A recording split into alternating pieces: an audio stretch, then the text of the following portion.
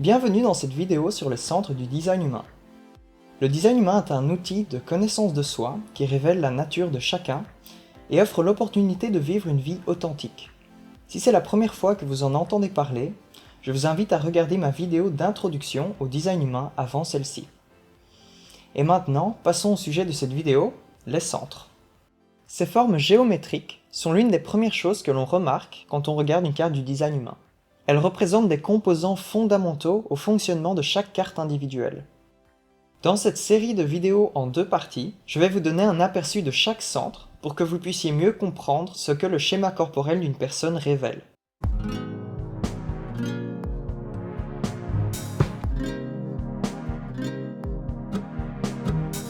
Moi c'est Lucas. N'hésitez pas à vous abonner à la chaîne pour plus de contenu sur le design humain. Dans cette vidéo, je vais commencer par vous donner le nom de chaque centre, ensuite je vous expliquerai quelles sont les 3 catégories de centres, et enfin nous allons examiner 5 de ces centres.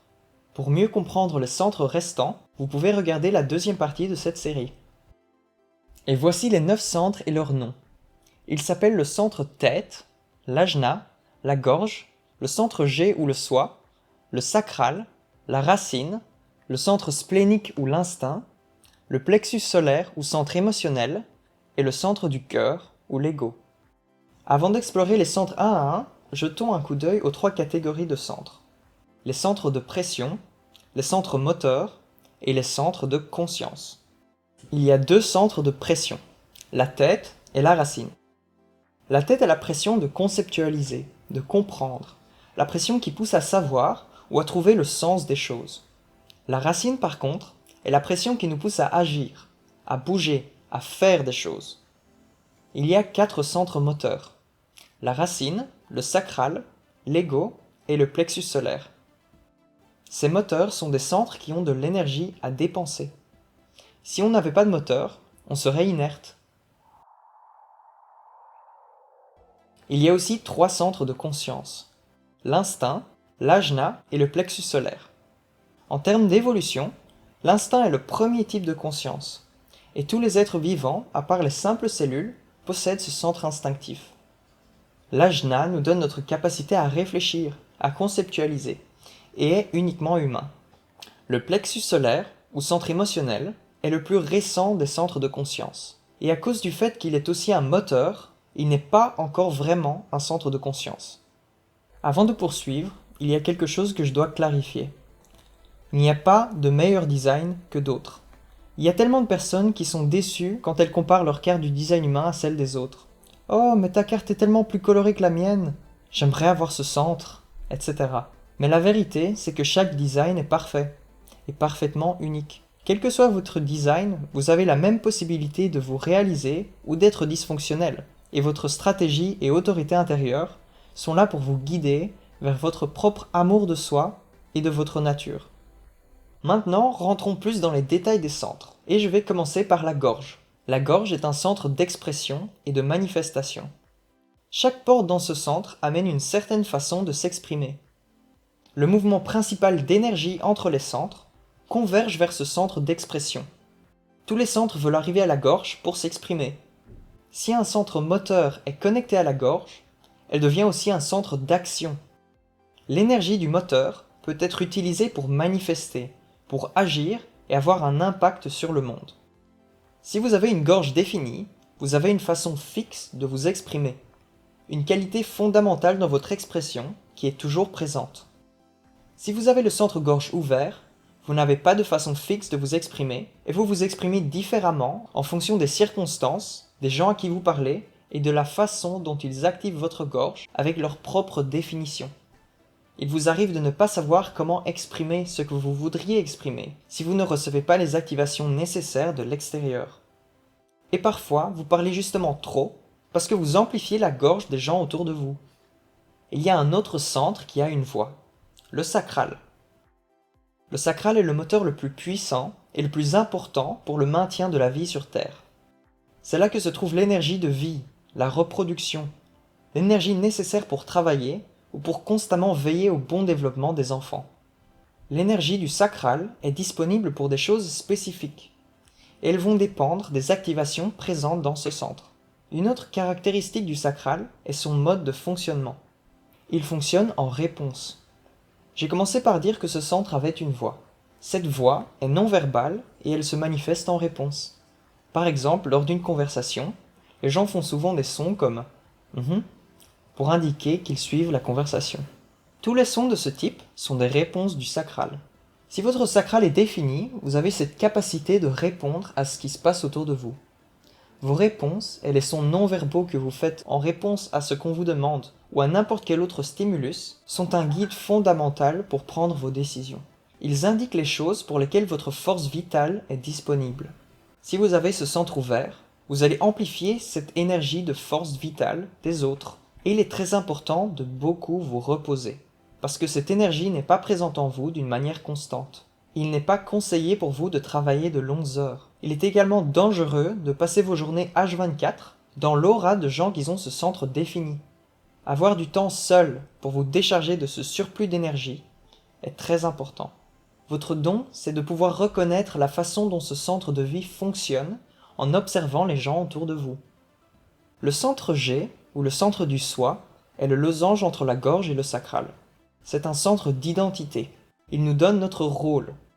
Il a 4 portes de direction qui nous donnent notre direction dans la vie et 4 portes d'amour. Le type d'amour qu'il y a dans ce centre n'est pas romantique ou personnel. C'est un type d'amour transcendantal et plutôt impersonnel. Si vous avez ce centre G défini, vous avez une identité fixe qui ne change pas. Vous avez une direction et ou un type d'amour unique en vous. Le fait est qu'on a tendance à plus penser à ce qui est ouvert dans notre design qu'à ce qui est défini. Donc si vous avez un centre G défini, vous ne vous posez pas vraiment de questions par rapport à votre identité. Mais si vous avez un soi ouvert, vous n'avez pas d'identité ou de rôle fixe. Votre identité va changer en fonction des gens avec qui vous êtes, parce que vous allez refléter leurs identités. Vous vous demandez peut-être qui vous êtes, ou vous attachez à une certaine identité. Mais votre identité, votre direction et ce type d'amour transcendantal ne sera jamais constant pour vous. La racine est le moteur qui met la pression. Et chaque porte dans la racine amène un type de pression spécifique. La racine est à l'origine d'innombrables actions qui n'auraient jamais eu lieu si cette pression n'était pas présente. Si vous avez la racine définie, vous avez une pression interne qui fonctionne d'une façon fixe. Et vous avez une façon unique de gérer votre pression interne et votre propre rythme. Il est souvent difficile de pousser les gens qui ont la racine définie à se dépêcher, parce qu'ils ont simplement leur propre rythme. Si vous êtes ouvert, vous n'avez pas cette pression fixe à l'intérieur de vous, mais vous allez amplifier la pression qui vient de l'extérieur. Vous êtes très susceptible à vouloir faire les choses à toute vitesse pour vous débarrasser de la pression que ça vous met. Le centre du cœur, ou l'ego, est un centre de force de volonté, et de la valeur que l'on se donne et que l'on donne aux choses. Les égos définis ont cette force de volonté sur laquelle ils peuvent compter. Ils ont aussi cette façon solide de se rapporter au monde matériel et à la valeur des choses. Ils peuvent faire des promesses et les tenir. L'ego n'est pas un moteur aussi puissant que le sacral, et fonctionne en alternant travail et repos. Les égos non définis n'ont pas cette force de volonté consistante. Ils souffrent souvent parce qu'ils pensent qu'ils n'ont aucune valeur et perdent leur vie à faire des choses qu'ils n'aiment pas pour essayer de prouver leur valeur aux autres. Un très bon conseil pour les égos ouverts, c'est d'éviter de faire des promesses. Si vous faites une promesse et que vous ne pouvez pas la tenir, votre estime de soi va prendre un coup. Et il y a beaucoup de chances pour que vous ne puissiez pas tenir votre promesse parce que vous n'avez pas cette force de volonté constante en vous. La chose la plus importante pour le bon fonctionnement de tous vos centres, qu'ils soient ouverts ou définis, c'est d'expérimenter avec votre stratégie et votre autorité intérieure. Sans ça, vous n'avez aucune chance de pouvoir constamment gérer la complexité de tous vos centres d'une façon saine et qui amène à votre épanouissement. Si vous avez regardé mon introduction au design humain, vous vous souvenez peut-être du non-soi. Le non-soi est la tendance du mental à utiliser nos centres ouverts pour corrompre notre façon de prendre nos décisions.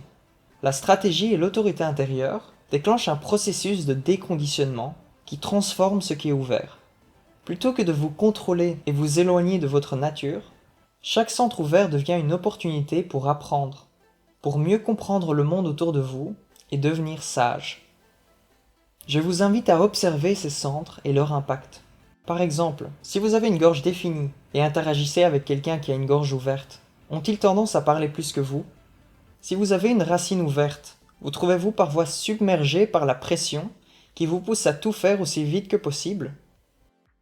Si vous avez des histoires, des observations ou des découvertes concernant ces centres, n'hésitez pas à les partager dans les commentaires. Je vais vous donner un petit exemple.